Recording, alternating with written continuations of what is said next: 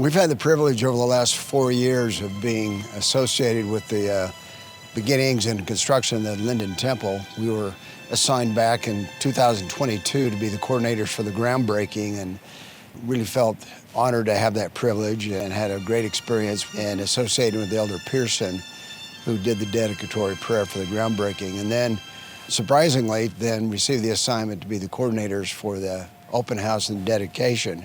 It's been interesting to me as people will come and say, "You poor guy, you have this heavy responsibility or all this church work." And I have just realized it is such a blessing and such a privilege to be able to participate in these activities and to make a contribution, whether it's Ward or Stake or now the Temple or MTC. And so I'm just grateful throughout my life for the opportunity to serve and how it's blessed me and compelled me to try to be better. I remember being in a meeting with Elder Bednar, kind of paused in the middle of his comments, and he kind of looked up wistfully and kind of said, I don't know where I'd be if it wasn't for the callings that I've had that compelled me to be a better man. And I think we both feel that way in our lives. And so this has just been a real privilege for us to be part of the creation of this temple. In thinking about what we could share with you that might be a blessing, the thought that popped into my mind was something that Ben Stubbs said in his talk during the dedication. He said, "I was able to see the hand of the Lord when I focused on the small and simple things." And immediately came back to my mind an experience we had at the Mission Training Center. They introduced a new thing that they asked all the missionaries to do. It was called Miracle Time. And that was the half hour before they went to sleep at night. They would either read the scriptures or journal. We strongly encouraged them to journal. And so it was just right before they went to bed. And we would read a scripture to them that talked about lying down unto the Lord, and promised them that they would sleep better if they did this routine in the evening. This one gal said to me about 4 weeks in, she said, "I've been journaling like you ask us to in the evening." And she said, "It occurred to me to put little stars by the experiences where I saw the hand of the Lord that day." And she said, "As I sat down and journaled over time," she said, "I realized that my journal filled up with stars." And she said, I think the Lord's hand's always been in my life. The blessing is that I'm recognizing it now more." And so I thought of that with regards to the temple, looking at the help we'd gotten that day. And we had a lot of help all the way along. I mean, like when we were trying to figure out how we could best serve a guesstimated 300,000 people coming to the open house. That was a bit daunting. I felt a strong impression that we needed to have 2 routes through the temple, be able to handle more people. And then that was guided by having one that had elevators so that those that had any kind of wheelchair or walker challenges or something like that could easily access it if they needed it. People could still walk, but if they needed elevators, they had them. Ray Whitesides, the fellow over us, called us one morning early, and he said, "I woke up thinking that we need to enter from the south instead of from the north." I remember general authorities saying oftentimes they'd receive inspiration in the morning hours, and I just paused real quick and said in my mind, "Is that something we should do?" And I got a confirmation of that. And that shaped how we did the routes through the temple. I felt very blessed in identifying how those routes would go. It turned out to be a great thing in that we used the tent as a staging area to divide the 2 lines. That was, Brother Corbridge was really inspired on that, where to place it and then to keep that tent for that purpose. A shorter example of the Lord's hand in our day, Brother Cutler, who was over translation, had a table just in the tent and a sign that said language preferences. He had a fellow about midway through the open house said, "Do you have someone that speaks Bulgarian?" And he quickly looked up on his little computer reference, and there were 3 people in our temple district that spoke Bulgarian. So he called his wife and said, "Would you call these 3 people very quickly?" And he was handling some other things. She calls back instantly and said, "No one's answering, but I felt an impression that someone in the line speaks Bulgarian." She said, "Just go down the line and ask." And so he walked out of the tent, he started asking, and the 7th person in line said, "I speak Bulgarian." It was the returned missionary that had been to Bulgaria. And he said, "Can you help us out?" I brought him in and connected him with this fellow and he was able to translate all the presentations and things to him in Bulgarian, and they formed a bond. There was someone who knew his home country. I mean, it couldn't have been better. And so all the way through the open house, things like this happened. We were guided in putting it together, and then people were guided together. The sister missionaries helped us out front answering people's questions and taking pictures for people. She came early to her shift, and it just so happened that as she came out front, a group of people from her home island came out, and they were able to talk to each other. She said for her it was a real spiritual uplift, and I have no doubt that the Spirit prompted her to come a little early so that connection could be made. That happened time after time after time. I would probably categorize some of the highlights in three categories, the two dealing with people and the third with the temple itself. But first highlight is just the association with our executive secretaries, the Maglebees, and then our committee members, and just some of the most celestial people in the world. And it's so inspiring for me to be able to associate with our committee as we plan these events and to see their faith and their 100% consecration and dedication, and to watch them serve and be inspired in their roles. And that was such an uplift, and always has been whenever I've had the opportunity to serve with dedicated members of the church. It is just such a blessing to serve with one another and to lift one another and to associate with people of faith. And the second highlight dealing with people was just watching day after day the saints, members and non-members, come to the temple, smiles on their faces, and generally clean shirts and dressed up, wanting to come to the temple and wanting to see the temple, but most importantly having this great sense of gratitude and joy for having this temple. And for me, that was such an uplift to see that in the faces of nearly 300,000 people. And then the third highlight that I mentioned was just the temple itself. I did not fully appreciate the impact of the presence of a temple in a community.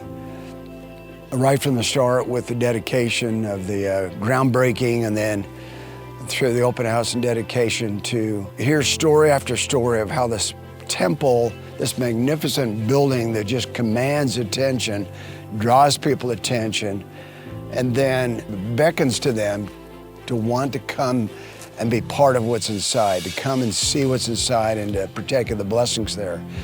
We heard story after story of people who were walking on the Murdoch Trail and would pass the temple under construction, and they'd say things like, I've been inactive for decades, but I just feel like with this temple in our community, I need to be in there, I need to change my life. And dozens of people made comments like that they have wanted to be worthy to be in the temple and make the changes to come and be in the temple. So it's just a great blessing to a community to have the power of the temple and how it lifts people and causes them to be people of faith and be good people.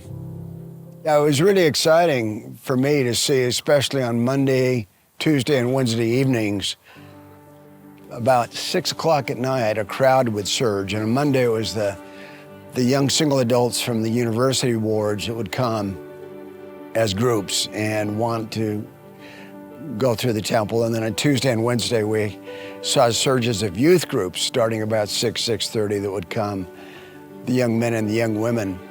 So exciting to see them having fun, standing in line for maybe an hour, but just having a blast, hanging out together, and then so excited to be in the temple. And so that was fun to see. Even when we had these crowds that went all around the temple, out to the street, and all the way up to the street, and then beyond, everybody was still excited and willing to wait, and, for the most part, and it was just a joyous time. One of the blessings that we've had in this assignment, to be able to serve together as a couple. We received the assignment as a couple. When we organized our committees, we were counseled to not just call individuals, but call couples. And it was really inspiring to me to watch these couples, husband and wife, serve shoulder to shoulder, and the inspiration come to both of them, and both of them carry the load. And it's been a a blessing for us to be able to serve. I think it's helped us draw closer together. We had that blessing at the MTC for 4 years, and then here doing this for the last year. It's just been a joy to serve together.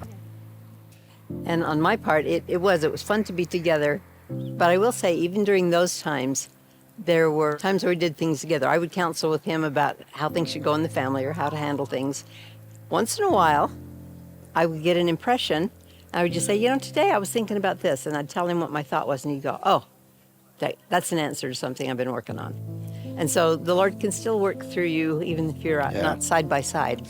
I saw this quote a couple of years ago. It says, "The object of prayer is not to change the will of God, but to secure for ourselves and for others blessings that God is already willing to grant, but that are made conditional upon our asking."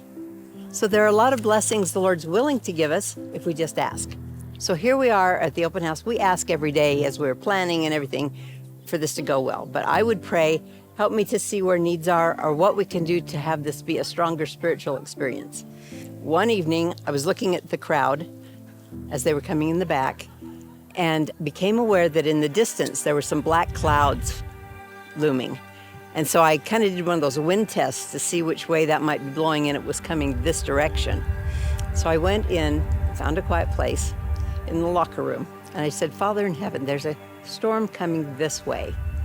And I've looked at the anticipation of the line, and it's longer than the rate at which the storm is moving toward us. And I said, could the winds just blow it a little to the south?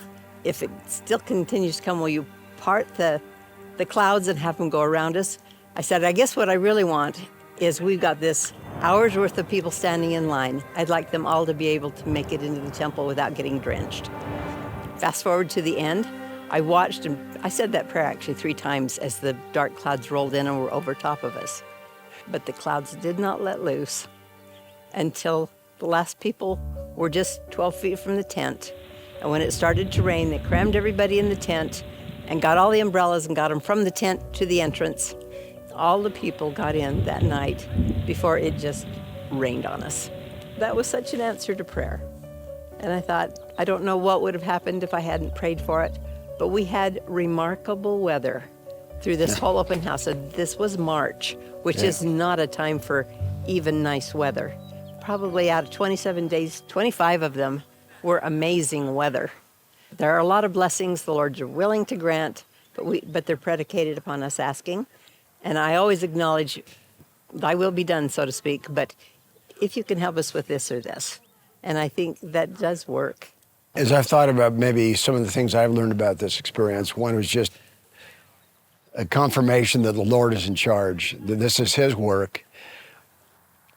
He calls us to step up and do our best and to contribute our talents and abilities, but ultimately it's under his guidance that the work goes forth. And we're witnesses of that in this groundbreaking and then the open house and dedication of watching that process of inspiration and service, but all guided by the Lord as he nudges us in the right direction to accomplish his work. And then stepping back from more of a macro standpoint, being able to think about the impact of this temple in this area, and then globally, the power and impact of temples being built around the world as part of this unfolding of the work in these latter days prophesied by Daniel, the prophet Daniel, of the stone cut out of the mountain and rolling forth to fill the whole world. And we're witnesses of that here in Lindon, which is a representation, again, a sample of what's happening around the world. And so it's pretty exciting to be part of this work. Through this whole thing, we were prayerful. We tried to recognize inspiration. We asked for confirmations on things, but we also were very strict, if you call it that, about doing things just like we were asked to do. We didn't fudge and Cut corners or insist on having things our way. We changed and pivoted as we received direction above or as committees came up with better ideas. We could recognize that they were a better idea and would go a different direction. We felt like that made it easier for the Lord to guide the whole. And as we look back, we can see where people and committees were inspired, where Bray Whitesides and those over us were inspired to change a couple of things. It really works well when you let the Lord guide it.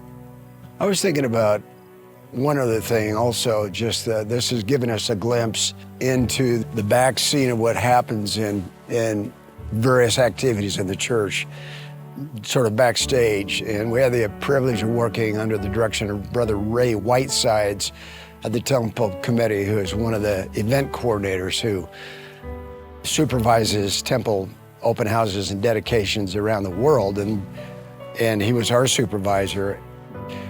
Man, these people are just so dedicated.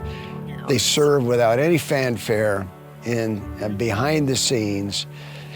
Long hours traveling around the world, Zimbabwe and South America and all over the United States to carry this work forward. And they do it with such joy and happiness. And it's just a real privilege to kind of see this again behind the scenes, this army of saints around the world who are doing their part without any fanfare to carry the work forward. It's really inspiring.